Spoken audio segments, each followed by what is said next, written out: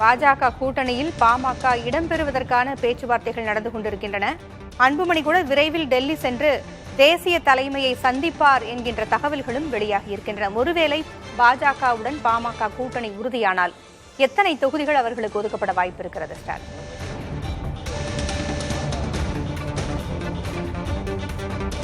2019 நாடாளுமன்ற தேர்தலில் அஇஅதிமுக தலைமையிலான கூட்டணியில் பாமக, பாஜக, தேமுதிக உள்ளிட்ட கட்சிகள் இடம்பெற்ற பூங்குழலி இந்த தகவல் என்பது அனைவரும் அறிந்தது. அந்த அடிப்படையில் அஇஅதிமுக தலைமையில் இடம்பெற்ற பாட்டாளி மக்கள் கட்சிக்கு 7 நாடாளுமன்ற தொகுதிகளை அதிமுக ஒதுக்கியிருந்தது. பாஜகவிற்கு 5 நாடாளுமன்ற தொகுதிகள் ஒதுக்கப்பட்டது. இந்நிலையில் ஒரு தனியாக பாஜக தலைமையிலான கூட்டணியை அமைப்பதற்கு அந்த கட்சி பல்வேறு வியூகங்களை வகுத்து செயல்பட்டு வரக்கூடிய நிலையில் ஏற்கனவே பாஜகவுடன் பல்வேறு கட்சிகள் இணைந்து செயல்பட்டு வருகின்றன.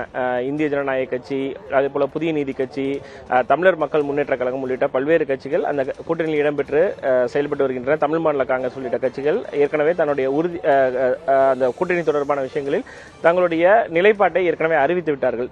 பாட்டாளி மக்கள் கட்சியை பொறுத்தவரைக்கும் அவர்கள் 7 நாடாளுமன்ற, ஒருவேளை அதிமுக தலைமையிலான கூட்டணியில் இடம்பெற்றால் 7 நாடாளுமன்ற தொகுதிகள் அந்த கட்சிக்கு ஒதுக்கப்படலாம் என்ற தகவல் வெளியாகி இருந்தது. இந்நிலையில் பாஜகவுடனான தலைமையில் அந்த கட்சி இடம்பெறும் பட்சத்தில் 7 10 தொகுதிகளை பாட்டாளி மக்கள் கட்சி கேட்பதற்கான வாய்ப்புகள் இருக்கிறது. நீங்கள் குறிப்பிட்டதுபடி பாமக தலைவர் அன்புமணி ராமதாஸ் விரைவில் டெல்லி செல்ல உள்ளதாகவும் விரைவில் தேசிய தலைவர்களை அவர்கள் சந்திப்பார் என்ற ஒரு தகவல் என்பது இருக்கிறது. இருந்த போதிலும் அதிமுகவும் தொடர்ந்து பாட்டாளி மக்கள் கட்சியுடன் பேசி வருகிறார்கள்.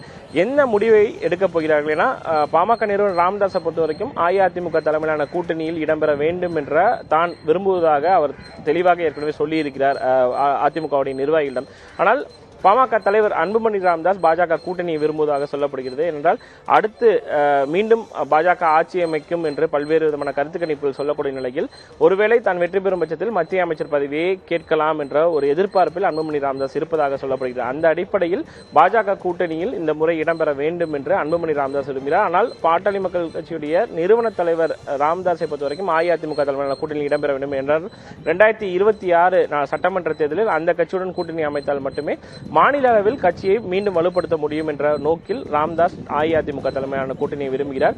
அன்புமணி ராமதாஸ் விரைவில் டெல்லி செல்ல உள்ளதாக தகவல்கள் தெரிவிக்கின்றன. அடுத்தடுத்த நாட்களில் அது தொடர்பான இந்த டெவலப்மெண்ட்ஸ் என்பது இருக்கும் என்றுதான் எதிர்பார்க்கப்படுகிறது. தகவல்களை வழங்கியமைக்கு நன்றி ஸ்டாலின்.